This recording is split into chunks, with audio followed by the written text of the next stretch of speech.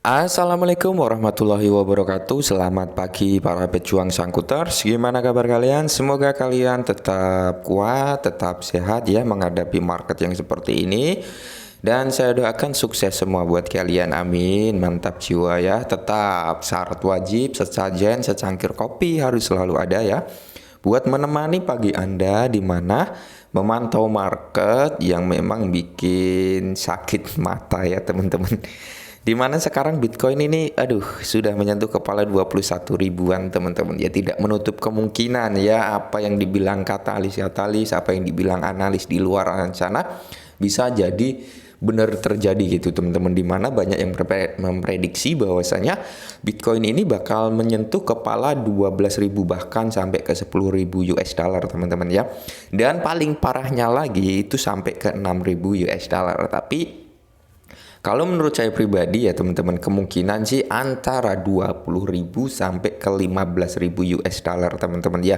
Syukur-syukur dia di 20 ribu US dollar dia sudah ketahan di situ, terus mantul lagi seperti itu teman-teman untuk kedepannya market kripto ya, agar lebih baik lagi ya. Kalau sampai di bawah 20 ribu US dollar ya udah berarti semua altcoin, semua token ini bakal jadi abu lah, seperti itu, nggak akan ada harganya lagi ya teman-teman. Dimana keadaan market yang seperti ini, kalau kita lihat Bitcoin itu sendiri teman-teman ya, ini sinyalnya agak error sih ya karena habis hujan gitu.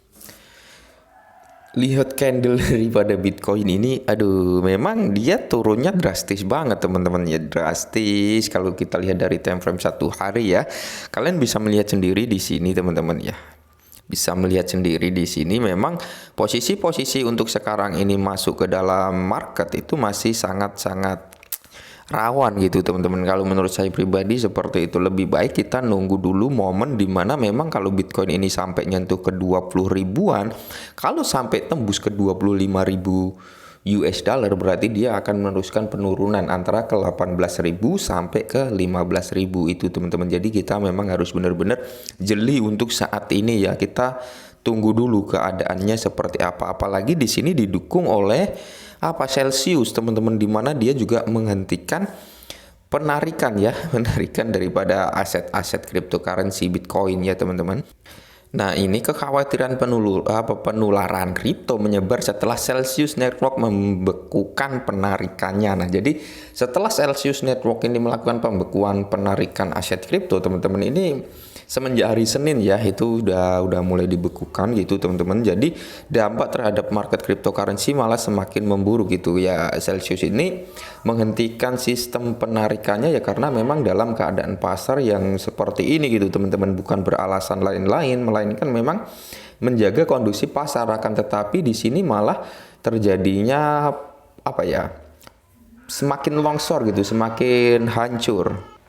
Di sini Bitcoin turun sebanyak 14% pada hari Senin ya. Pada hari Senin ini Bitcoin sudah mengalami penurunan 14%. Perusahaan pemberi pinjaman cryptocurrency utama yang ada di Amerika Serikat yaitu Celsius Network membekukan penarikan dan transfer dengan alasan kondisi pasar ekstrim dalam tanda terbaru dari penurunan pasar keuangan yang menghantam crypto pairs ya teman-teman. Jadi saat memang benar-benar Bitcoin ini mengalami penurunan dalam tren sebanyak 14%, itu Celsius mengambil tindakan untuk menghentikan semua penarikan dan transfer ya, dengan alasan kondisi pasar yang memang dalam kondisi kurang membaik itu. Apalagi informasi ini diperkuat dengan saham juga turun, Nasdaq juga turun ya, semua investasi yang mungkin beresiko dan sebagainya itu turun semua teman-teman. Nah, jadi dengan kata lain, para investor-investor ini ya teman-teman, dengan tingginya CPI yang meledak ya, CPI itu inflasi yang meledak, jadi suku bunga dinaikkan, itu otomatis nanti orang-orang yang mau melakukan pinjaman ke bank itu juga akan membayar lebih mahal karena suku bunga meningkat seperti itu. Dengan hal ini, mereka yang mempunyai aset di market cryptocurrency yang mau nggak mau dia narik gitu teman-teman, dia narik untuk bertahan hidup, kurang lebih seperti itu. Maka dari itu harga daripada cryptocurrency pun ikut downtrend, ikut turun, melemah seperti itu karena banyak orang-orang yang melakukan penarikan aset mereka untuk biaya hidup kesehariannya ya, seperti itu. Karena gini ya, Kalau inflasi naik berarti harga barang, harga jual itu juga ikut naik teman-teman. Jadi harga produk naik. Jadi perusahaan-perusahaan ya menaikkan harganya, cuman di sini dampaknya para pengangguran dan ya pekerja itu banyak yang ter-PHK. Jadi angka pengangguran semakin meningkat, inflasi naik, orang yang mau ngebeli juga ya sedikit gitu teman-teman. Jadi juga dilematik dengan hal seperti ini ya teman-teman, untuk semua kripto hancur lebur lah intinya seperti itu. Dan di sini pergerakan Celsius memicu penurunan di seluruh cryptocurrency dengan nilainya turun di bawah $1 triliun pada hari Senin. Nah, Celsius ini sudah mengalami penurunan $1 triliun, teman-teman. Bayangkan $1 triliun ya.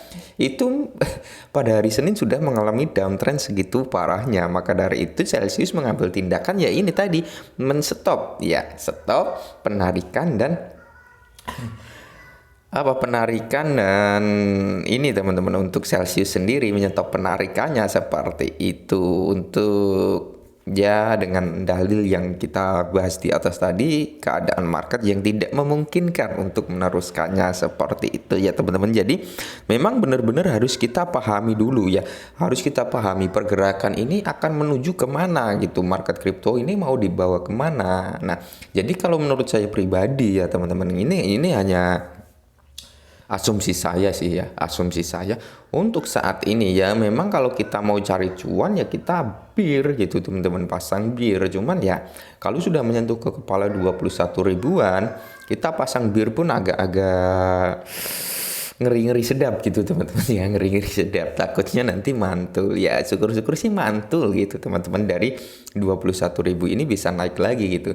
Tapi kalau saya lihat sendiri pergerakan dari Bitcoin ini menunjukkan dia masih dalam kondisi downtrend ya, kemungkinan masih terus meneruskan penurunannya ya teman-teman, dimana dia kalau sampai menyentuh ke 20.500, dah saya yakin di bawah 20.000 itu pergerakan daripada Bitcoin itu sendiri teman-teman ya. Syukur-syukur sih dia nggak nyampe ke 20.500-an teman-teman ya. Kalau sampai dia nyentuh ke situ ya otomatis target berikutnya adalah di 18.000. Kalau 18.000 masih kejebol juga ya udah 15.000 sampai ke 10.000 US dollar itu targetnya ya teman-teman.